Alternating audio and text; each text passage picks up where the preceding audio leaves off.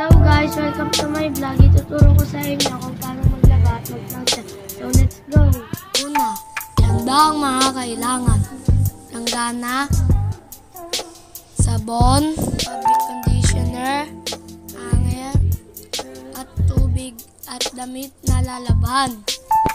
Ilagay ang sabon sa tubig bago laban ang damit. Kapag mabula na, susutin ang kwelyo at mga manggas.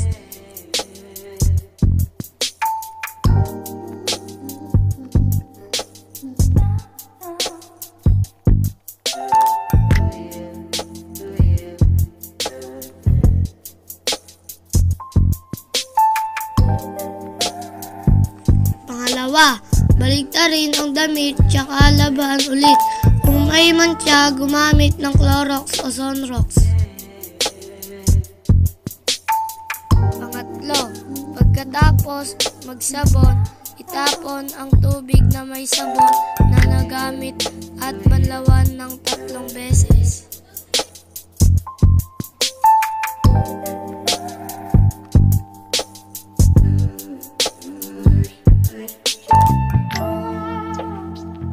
Pang-apat, lagyan ng fabric conditioner ang tubig na pagbanlawan para mabango at lumambot ang damit.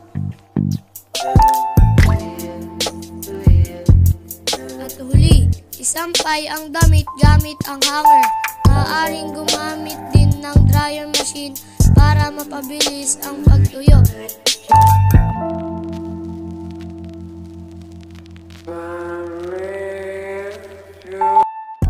So guys, natuyo na yung nilaban nating uniform.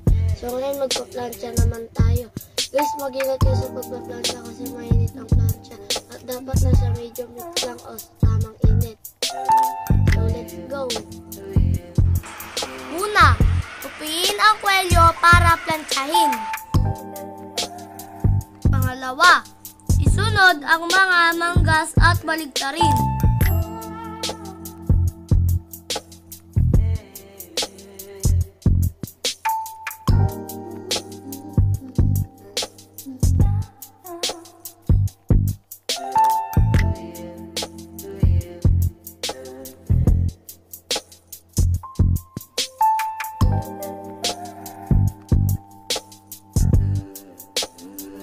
Pangatlo, planchahin ang kabilang harapan, likod, at kabilang harap.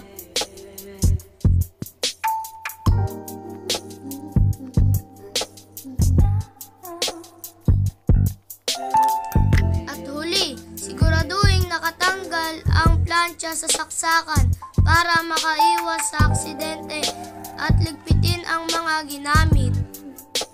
Guys, tapos na ako magplansya. Suot ko na yung pangpasok kong uniform. So muli, ako nga pala si Delver Vance G. Duzon, grade 5 Jeremiah. Paalam!